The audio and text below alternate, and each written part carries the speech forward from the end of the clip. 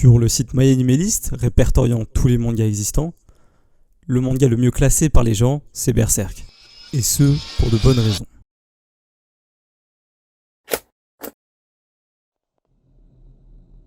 Serait-il possible qu'il existe en ce monde la main de Dieu? Une loi qui transcenderait tout et tiendrait le destin des hommes à sa merci. Quoi qu'il en soit, les hommes ne sont même pas maîtres de leur propre volonté. Vous en avez forcément entendu parler, que ce soit en écoutant de la funk à la salle, en jouant à Dark Souls qui s'en inspire, ou encore en passant devant l'anime sur Netflix. Berserk est un monument du manga créé par Kentaro Miura en 1989. Son influence est titanesque. Il y a du Berserk dans Final Fantasy, dans les jeux From Software, dont on parlera plus tard sur cette chaîne, et même dans Avengers. En revanche, je préfère vous prévenir, Berserk s'adresse à un public averti et pourrait en choquer certains. Vous êtes prévenus.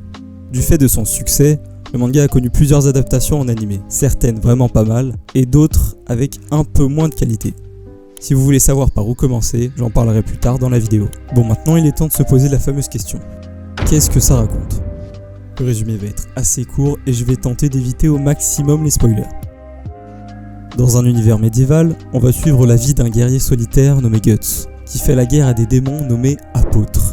Il semble marqué par un lourd passé qui l'a mené à un chemin rempli de haine et de vengeance. Alors ça résume les 3 premiers tomes de Berserk, l'arc du guerrier noir, sauf qu'en réalité c'est pas vraiment le début de l'histoire. En effet, c'est à partir du 4e tome que débute réellement le manga avec le légendaire arc de l'âge d'or, qui nous raconte les origines de Guts. Donc ne vous arrêtez surtout pas avant le tome 4. Le véritable début de Berserk, c'est plutôt ça. C'est la vie d'un jeune mercenaire nommé Guts que l'on va suivre, de son enfance à l'âge adulte. Il va rejoindre une bande de mercenaires répondant au nom de la troupe du Faucon, menée par un jeune homme charismatique du nom de Griffiths. Il va y trouver une famille et se lier d'amitié avec ses compagnons, notamment Griffiths. Mais le destin des 2 hommes semble lié et les confronter à un terrible sort. Mais ce n'est pas que l'histoire qui va vous impressionner dans ce manga. Tout est épique. Si vous aimez l'action, vous allez être servi. Entre les batailles rangées avec des milliers de soldats et les combats épiques auxquels vous allez assister entre Guts et les apôtres, vous aurez votre dose d'épicness. Maintenant, on peut parler du dessin. Non, il faut en parler. Vous l'avez vu, mais Kentaro Miura est un génie. Matez-moi ses planches, ce niveau de détail, ce mélange d'épique et d'horrifique. L'univers paraît presque palpable. On ressent chaque coup de crayon de l'artiste. Mais même les plus grands artistes ne sont malheureusement pas immortels. Après plus de 30 ans à dessiner Berserk, Miura est mort d'une maladie sanguine. Tout semblait perdu pour Berserk, qui s'arrêterait certes sur un chapitre grandiose, mais qui resterait inachevé à jamais. Mais 1 an plus tard, Koji Mori, meilleur ami de Miura, mais aussi mangaka de renom, annonce qu'il souhaite prendre le flambeau et faire reprendre Berserk avec l'aide des assistants de l'auteur qui avaient tout appris à ses côtés. Et en effet, Koji Mori connaissait déjà tout le déroulement des événements de Berserk, puisqu'il avait passé de longues heures à en discuter avec Miura. Il avait même aidé à dessiner certaines parties du manga, dont l'Eclipse. Depuis, le manga a repris et son 42e tome vient de sortir au Japon. Et je peux vous le confirmer, c'est un passage de flambeau réussi, puisque le manga n'a pas perdu de sa superbe et parvient toujours à nous éblouir avec des planches sublimes, en plus de préserver sa subtilité d'écriture. Après tout ce que je vous ai dit, vous devez vous demander par où commencer Berserk. Évidemment, ce que je recommande en priorité, c'est le manga, mais comme je l'ai dit plus tôt, il existe aussi des adaptations animées. Les animés de Berserk. Berserk 97. Cet animé adapte uniquement jusqu'à l'âge d'or. Malgré une animation relativement datée, la direction artistique de l'animé de 97 est vraiment magnifique et fait honneur au manga. En plus de bénéficier d'une sublime bande-son composée par Susumu Hirasawa, choisie par Miura lui-même. Cette adaptation a le bénéfice d'être la seule à adapter, certes brièvement mais efficacement, l'arc du guerrier noir. Elle est aussi celle qui coupe le moins de parties du manga et une très bonne porte d'entrée à l'univers de Berserk. Compilé en 25 épisodes et animé par le studio OLM, c'est une adaptation parfaite pour commencer Berserk. Je place ça là, mais c'est aussi le studio qui a animé Pokémon. Ouais, léger changement d'ambiance.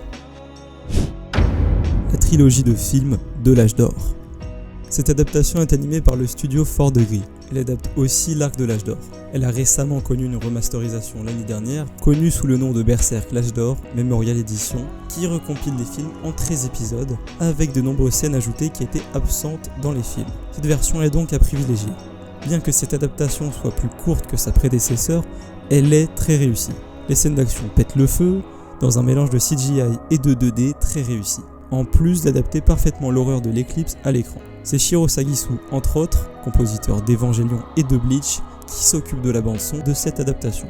Les musiques sont donc toutes des énormes bangers. Berserk 2016. Cet animé adapte une partie de la suite de Berserk après l'âge d'or. Mais bon, je vais être clair, cet animé est un véritable étron. C'est laid, très laid. En plus de charcuter allègrement certaines parties du manga, parfois des arcs entiers.